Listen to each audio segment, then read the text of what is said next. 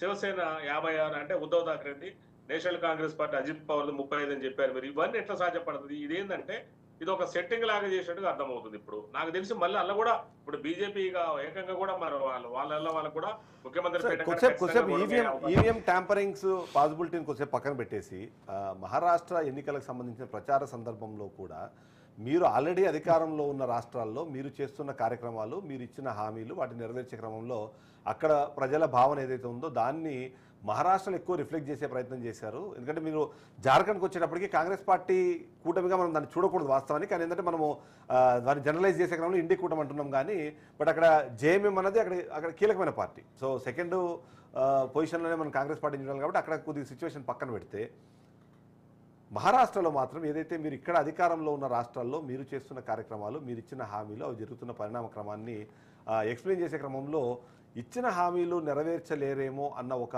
అనుమానాన్ని అక్కడ ప్రజల్లో క్రియేట్ చేయడంలో ఏమైనా ఎన్డీఏ కూటమి సక్సెస్ అయిందంటారా? అట్లేం లేదండి, అసలు అలాంటిది ఏమీ జరగలేదు. మీరు చూడండి, మరి అదే జరిగినప్పుడు మరి జార్ఖండ్లో కూడా మాకు రావద్దు కదా.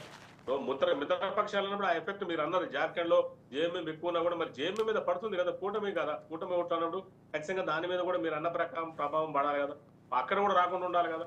అంటే అర్థమవుతున్నాయి. ఇంకోటి ఒక్కటిసారి ఇంప్లిమెంటేషన్ లో లేట్ అవుతుందే తప్ప ఇంప్లిమెంటేషన్ చేయకుండా ఉండట్లేదు కదా, అది స్పష్టంగా చెప్పారు. తెలంగాణలో కూడా అదే జరుగుతుంది. ఇక్కడ 6 గ్యారెంటీలు పెడితే అక్కడ 5 గ్యారెంటీలు పెట్టాము. అవన్నీ కూడా ఒక స్టెప్ బై స్టెప్ అమలు చేస్తాము అని కూడా ఇక్కడ చాలా స్పష్టంగా చెప్పడం జరిగింది. ఇక్కడ జరిగింది ఇంకోటి ఏంటంటే, మన ఓటింగ్ మిషన్ విడదీసి మాట్లాడితే ఏం లేదండి. యాక్చువల్ చెప్పాలంటే అసలు జరిగింది దానికి కదా. చాలా అన్ని ఎట్లా మెజారిటీ వస్తుందండి. ఇవాళ పబ్లిక్ నేను తీయాలి చెప్తాను. ఇందాక ఆయన ఏమంటే తెలంగాణ దేశం ప్రజల భారతదేశ ప్రజల మోసపోయే పరిస్థితి వచ్చింది వీళ్ళతోటి. ఇలా బీజేపీ చేస్తున్న వ్యవహారంతో అలా భారతదేశం మోసపోయే పరిస్థితి వచ్చింది. డెమోక్రసీ ప్రజాస్వామ్యమే డెమోక్రసీ. ఇక్కడ నేను సంజయ్ రావుత్ గారు మీడియాతో మాట్లాడుతున్నారు, శివసేనకు సంబంధించిన రాజ్యసభ సభ్యులు. తను ఏం మాట్లాడుతున్నారో ఒకసారి మనం చూద్దాం. याशिवाय काही अपक्ष आमच्या बरोबर आतापासूनच त्यांनी आम्हाला आणि आतापासूनच एकनाथ शिंदे, देवेंद्र फडणवीस वगैरे जी मंडळी आहेत बरं का, जे उशाला नोटांची बंडलं घेऊन झोपतात, त्यांना झोप लागत नाही त्याशिवाय, गादीमध्ये पण पैसे टाकून झोपतात. त्यांनी आतापासूनच या अपक्षांना वगैरे 50-50 कोटी 100-100 कोटीची ऑफर द्यायला सुरुवात केली. याचा अर्थ आम्ही जिंकतो आहोत. हे सर्वेवाल्यांना सांगा तुमच्या. जेव्हा हे असे लोक त्यांना जिंकण्याची एवढी खात्री असेल तर आतापासून पैशाच्या थैल्या पाठवल्या नसता लहान पक्ष अपक्ष वगैरे लोकांना.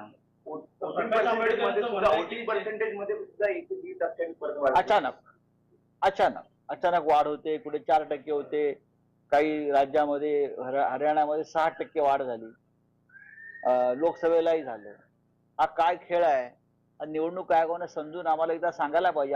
आम्हाला त्यांनी मार्गदर्शन केलं पाहिजे की अचानक 2-4% कसे वाढतात आणि मग 2-4%च्या आधारावर भाजपच्या जागा कशा वाढतात. हा एक जो खेळ आहे, एकदा निवडणूक आयोगाचे जे 3 वीर बसलेले आहेत खुर्च्यांवर, त्यांनी आम्हाला समजून सांगावं महाराष्ट्राला आणि देशाला.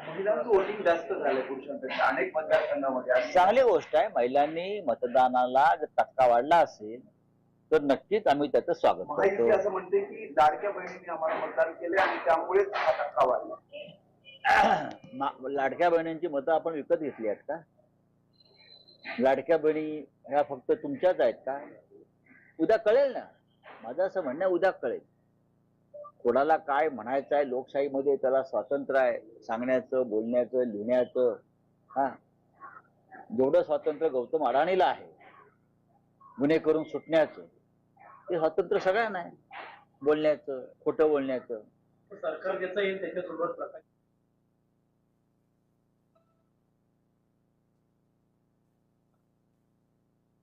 కోటేశ్వరరావు గారు మనతో పాటు లైవ్లో జాయిన్ అయ్యారు జూమ్ నుంచి. తను కూడా తన విశ్లేషణ అందిస్తారు.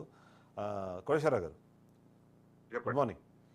రిజల్ట్స్ మీరు అప్డేట్స్ చూస్తున్నారు అంటే అసలు ఏంటి మహారాష్ట్ర ఎన్నికలకు సంబంధించి ల్యాండ్ స్లైడింగ్ విక్టరీ దిశగా ఎన్డీఏ కూటమి వెళ్తున్న ఒక పరిస్థితి చూడాలి. ఇప్పటికే డిస్కషన్ పాయింట్లో మనం చూస్తే ఏంటంటే బీజేపీ ఏమో అక్కడ ప్రజలు, ఆ ప్రజల మనోభావాలు అవి ఎలా రిఫ్లెక్ట్ అవుతున్నాయి, అవి మనకు అక్కడ ఓట్లో కనిపిస్తున్నాయని చెప్తున్నారు. అదే సందర్భంలో ఈవీఎం ట్యాంపరింగ్లకు సంబంధించిన డిస్కషన్ కూడా కాంగ్రెస్ పార్టీ వాళ్ళు చేస్తున్న పరిస్థితి. సో ఓవరాల్ ఎలా చూడంటారు ఈ రిజల్ట్స్ని? ఇప్పుడు ల్యాండ్ స్లైడింగ్ విక్టరీకి దిశగా వెళ్తున్నారు. 18 స్థానాలు ఇప్పటికీ ఎన్డీఏ కూటమి ముందంజలో ఉన్నట్టుగా మనకు కనిపిస్తుంది. ఇప్పుడు 5 నెలల క్రితం జరిగినటువంటి లోక్సభ ఎన్నికల్లో ఇదే బీజేపీ కూటమి బొక్కబోర్లా పడి 30 స్థానాలను పోగొట్టుకుంది అనేటువంటిది మనకు తెలిసిందే. అదే విధంగా చూసినప్పుడు ఇప్పుడుకి వచ్చేసరికి కాంగ్రెస్, ఎన్సీపీ ఈ కూటమి అనేటువంటిది ఇప్పుడు అంతకంటే ఎక్కువగా ఘోర పరాజయం పాలైనట్టుగా మనకి కనిపిస్తా ఉంది. అదే ఇప్పుడు ఈ మహారాష్ట్ర లేదా జార్ఖండ్ ఎన్నికలకు సంబంధించి ఎన్నికల సర్వేలు లేకపోయినట్లయితే ఎగ్జిట్ పోల్స్, ఈ రెండు కూడా ఎగ్జిట్ పోల్స్ అనేటువంటివి ఘోరంగా విఫలమయ్యేటువంటిగా మనకు చెప్పాలి. ఎందుకంటే ఎవరు గెలిచినా కానీ స్వల్పమైనటువంటి మెజారిటీతో గెలుస్తారనేటువంటివి ఎగ్జిట్ పోల్స్ చెప్పాయి. కానీ ఇప్పుడు మహారాష్ట్రలో చూస్తే రికార్డు స్థాయిలో 200 స్థానాలకు పైగా ఎన్డీఏ కూటమి గెలిచేటువంటి పరిస్థితి దాదాపు ఖరారైపోయింది. ఏదన్నా స్వల్పంగా ఒక 5 సీట్లు అటు ఇటుగా మారొచ్చు తప్ప మొత్తం మీద ఇదే ట్రెండ్ కంటిన్యూ అయ్యేట్టుగా మనకి స్పష్టంగా కనిపిస్తా ఉంది. దీనికి ఏమిటి కారణాలు, ఈ 5 నెలల్లో వచ్చినటువంటి మార్పులు ఏమిటి, అదే విధంగా ఏ విధంగా వివిధ ప్రాంతాల్లో ఓటింగ్ లో ఇది ప్రభావితమైంది అనేటువంటిది మనం ఎన్నికల ఫలితాలు పూర్తిగా వెలువడిన తర్వాత, ఓటింగ్ వివరాలు వచ్చిన తర్వాత కూడా మనం చెప్పొచ్చు. అయితే ఒకటి మాత్రం స్పష్టంగా కనిపిస్తా ఉంది. లోక్సభ ఎన్నికల్లో 2 కూటములకి 47% వచ్చాయి. 0.2% మాత్రమే ఇండియా కూటమికి ఎక్కువ ఓట్లు వచ్చాయి. కానీ సీట్ల విషయానికి వచ్చేసరికి 48లో 30 సీట్లు వచ్చాయి. అదే ట్రెండ్ కంటిన్యూ అవుతుంది అనేటువంటి అభిప్రాయం వెలువడిన మాట వాస్తవం. కానీ దానికి భిన్నంగా ఈసారి